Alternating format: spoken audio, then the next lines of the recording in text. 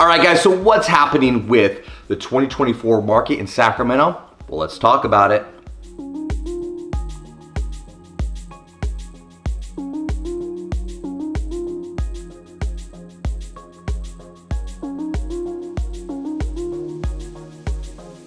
All right, guys, welcome back to the channel. So today, this is a video actually I was trying to stay away from this year just because I think that the market's gonna get real local. What I mean by that is on a platform like this, it's usually going out to, kind of just everybody and anybody out there, especially once you start saying real estate market.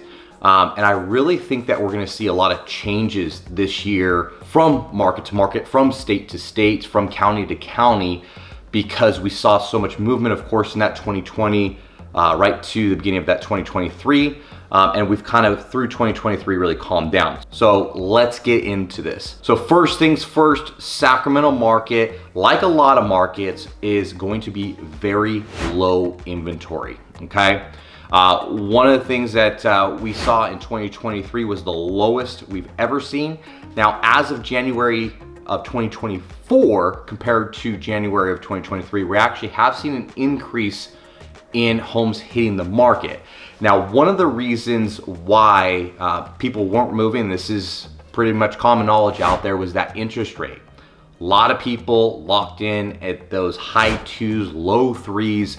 So to all of a sudden say, hey, you're paying 7% to buy your next house, really turned a lot of people off.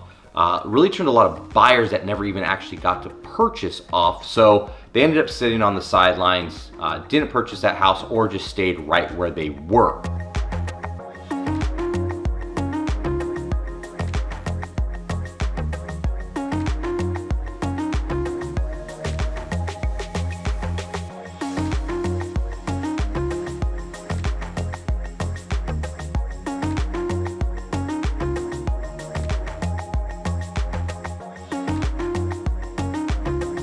Now, as of filming today, we're right about at 6.25 for that interest rate, and we're seeing a 6 to a low 6 to a high 6, pretty steady so far this year. Now, I don't care if you're left, right, center on your politics. If you go back, look at history, you're gonna see that typically on an election year, you're gonna see some of your lowest interest rates. Now, I don't think we're gonna see that high 2s, that low 3s anytime soon, but I definitely think that we're going to get into those 5s. Everybody, of course, would love to see a 4 there, but I think we're gonna stay at those 5s. We might even get to the low 5s at some point, and I think that's really gonna keep our market healthy. What I mean by healthy is usually about 3 months of inventory. So right now, we're seeing about a month and a half of inventory, which is going to make it more of a seller's market than an actual buyer's market. But don't let that scare you as a buyer. One of the things that we haven't seen for years is that we are finally seeing buyers and sellers negotiate, whether that comes to repairs, whether that comes to price point, we're still seeing some credits given there from time to time. Now, average days on the market, and I'm gonna say average days for a house that's priced correctly, is about 29 days at the time of this filming. If the house is pushed up and overpriced, we actually see that hit about 42 days.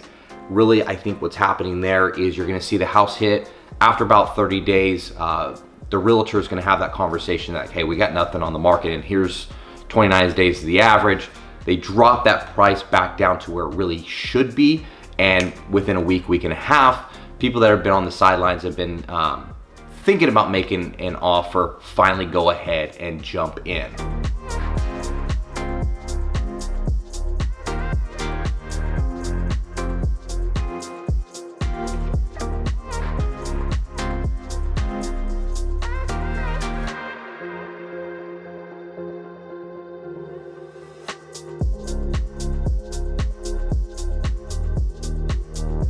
Now, one of the cool things too that we're seeing is January 23 was one of our lowest inventories out there ever for the Sacramento market. We are seeing finally an uptick in January 2024, which is a great thing. That means people are getting off the sidelines, they're buying properties, And so we're seeing a good, healthy market hopefully come back here. Average price point is going to be right, or I should say really median home price is going to be right in that 530 area.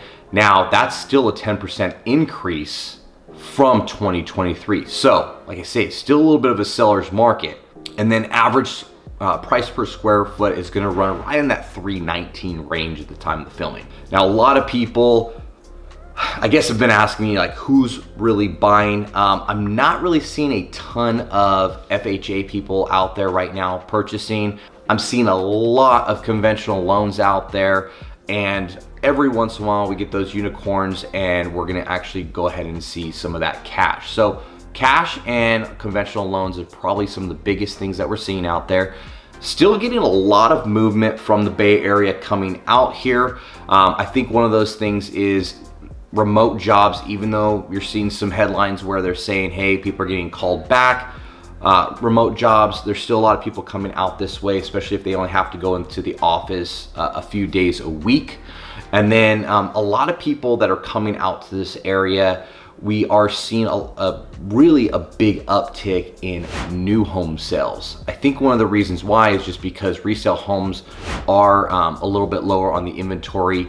And then two, new home builders are finally giving all kinds of incentives. I mean, it's to the point where, you know, a lot of, unfortunately, loan officers can't even compete with the builder because, you know, they're at that 5%, or the builder's giving a ton of credit on the back end for closing costs. So they're doing a lot of things.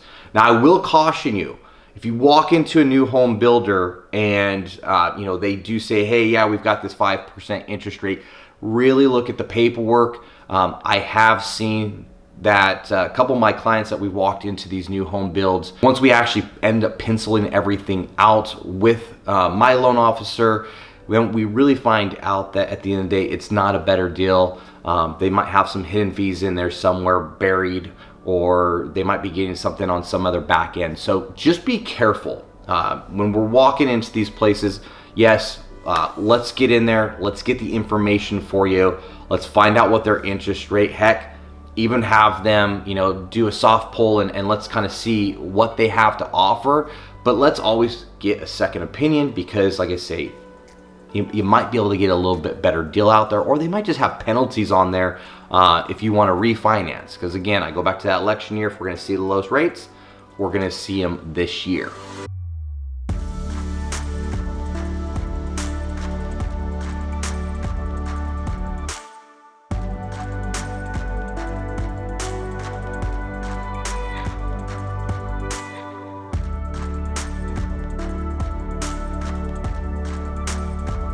Now, a couple tips for you guys out there. If you guys are really looking to purchase, I am gonna say you're gonna wanna purchase sooner than later. The reason why this year I'm saying that is because I really do think that the spring market's gonna warm up and really get things going. We've got a lot of pent up buyers, or I should say sellers, that are to the point where, you know, maybe the family just outgrew the home. Maybe there's been some job movement. There's a life event that's happened over the last, say, 2 years where they've just kind of outgrown that house, or, you know, we're into those retirees where the house is just too big at this point. So I think we're gonna see a lot of that pent up demand finally hit the market in 2024, which is gonna be great for everybody. We're gonna see a lot more movement, and we're gonna see a lot more negotiations, I think, as the year continues. Now, as a bonus, one of the things that I've been watching, and I think if you're looking for, especially as an investor, or if you've got a little bit more time on your hands, one of the things that I've been looking at, and I think that we're gonna see really, if anybody's gonna get hurt out there, because I know there's a lot of people throwing headlines out there saying, oh, the market's doing this, the market's doing that craziness. I disagree with them. But if you're looking for a deal, one of the things I think that we're going to see happen is Airbnb owners. I think that they're gonna have to take a second look at their investments. The reason I say that is because a lot of these guys bought in that height of the market, and they're renting out in places that like in my neighborhood, they're literally renting a house out for Airbnb in my neighborhood, which at one point made sense, right? I'm in Roseville. We've got a lot of sports going on. We've got a lot of events happening here. So yeah, to take the whole team and rent a nice house in a neighborhood, spend the weekend there and go to the tournaments made complete sense. Well, with Airbnb's pricing going up and the cleaning fees going through the roof, I know you guys have all seen it out there. I think you're gonna see people that are in normal neighborhoods, cookie cutter neighborhoods like mine. I think you're gonna see that they're gonna have a hard time renting those properties out. So they really only have two choices. One, take all that furniture out, make it into a long-term rental, or to sell it. I think if they get pressured a little bit, especially as Airbnb keeps raising those prices on them, I think you're gonna see a lot of movement from that. So that's just my little bonus point. Now, don't get me wrong. If you're going to Tahoe and you think you're gonna find that deal, I don't think you're finding that. I think you're gonna find that more in just a normal neighborhood that's not in a tourist area. Those are where those deals are gonna be, or we're gonna see more inventory in those little pockets. So keep a lookout on that. I may be right, I may be wrong, but that's one of the things I'm keeping my eye on. So if you want to check it out yourself. Other than that, guys, as always, please hit the like, the share, and make sure you follow, because I got new videos coming out for you every single week to keep you updated on the real estate market in Sacramento, California. Other than that, as much as we love making these videos, we love selling houses more. So popping up right now, you're gonna have a phone number and email. You can text, call, email, whatever. It's either me or my wife answering that phone call for you. Let's get you guys started on that house journey, whether that's buying or selling, and we'll see you on the next one.